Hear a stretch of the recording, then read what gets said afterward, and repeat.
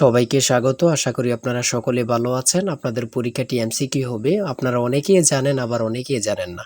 আমি বলে রাখি আপনাদের পরীক্ষাটি এমসিকিউ হবে। আজকে একটি এমসিকিউ পরীক্ষার মডেল টেস্ট নিয়ে এসেছি। ইনশাআল্লাহ এই মডেল টেস্ট থেকে 25 থেকে 30 নাম্বার আপনি অনায়াসে কমন পাবেন। শুধু কষ্ট করে একটু সময় নিয়ে সম্পূর্ণ ভিডিওটা দেখেন, আপনি পরীক্ষায় পাস করতে পারবেন। আপনাদের পরীক্ষাটি এমসিকিউ হবে, যেমন এখানে রয়েছে সুশিক্ষিত লোকই মাত্র স্বশিক্ষিত উক্তিটি কার। মনে করেন সঠিক উত্তর হচ্ছে প্রমোদ চৌধুরী। এখানে 4টা অপশন থেকে সঠিক উত্তর হচ্ছে ডি। তাহলে ডি নাম্বারটা আপনারা বরাট করতে হবে। আমরা আপনাদের জন্য একদম শর্ট করে চূড়ান্ত সাজেশন তৈরি করেছি।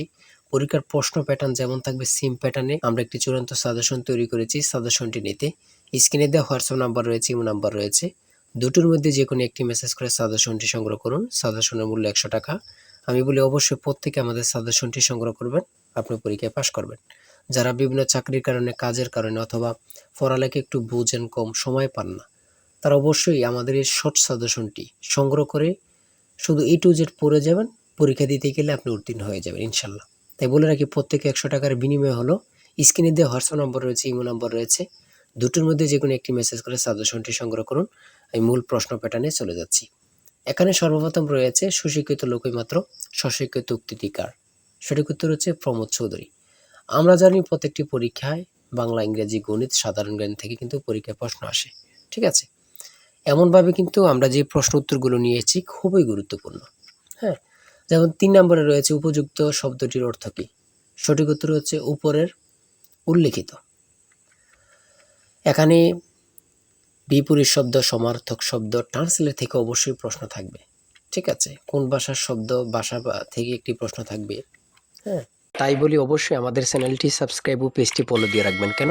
পরীক্ষার নোটিশ, পরীক্ষার রেজাল্ট, পরীক্ষার প্রশ্ন সমাধান, যাবতীয় সকল তথ্য সবার আগে আমরা ভিডিও আপলোড দিয়ে রাখি।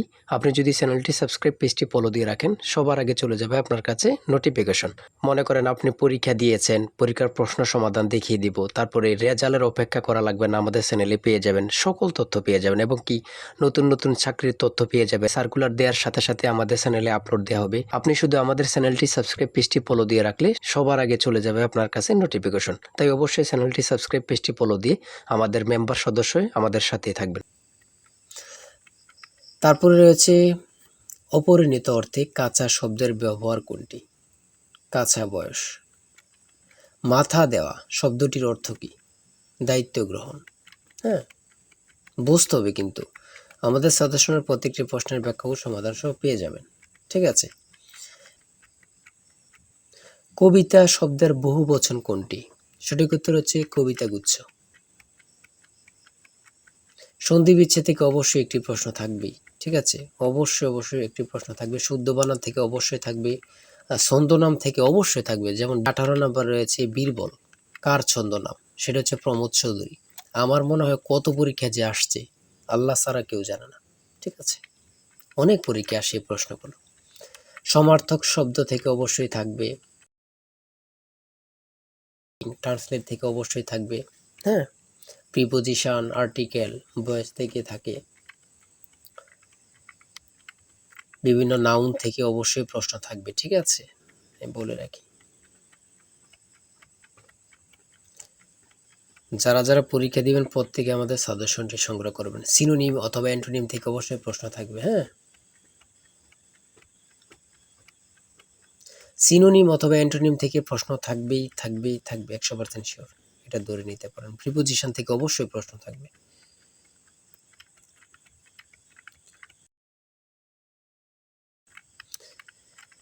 বাংলাদেশের সুপ্রিম কোর্ট মোট কয়টি বিভাগে অথবা বিভাগ নিয়ে গঠিত? সঠিক উত্তর হচ্ছে 2টি।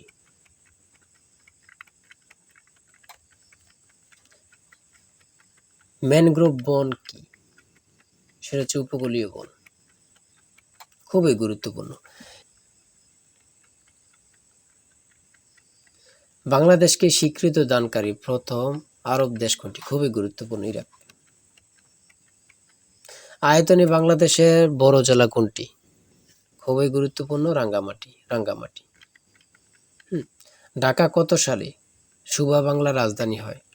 সঠিক উত্তর হচ্ছে 1610 সালে।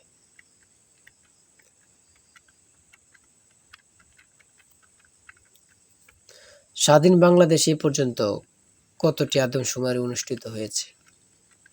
বিভিন্ন সদর দপ্তর থেকে একটি প্রশ্ন অবশ্যই থাকবে। বাংলাদেশের সর্বোচ্চ জাতীয় বেসামরিক পদক কোনটি? স্বাধীনতা পদক। ও এখানে আবার থাকতে পারে বাংলাদেশের সর্বোচ্চ জাতীয় পদক কোনটি? স্বাধীনতা পদকই হবে। ঠিক আছে? একটা প্রশ্ন দেখা যাচ্ছে একই প্রশ্ন, কিন্তু এটারে একটু ঘুরিয়ে ফিরিয়ে দেওয়ার কারণে আমরা অনেকেই বুঝতে পারি না।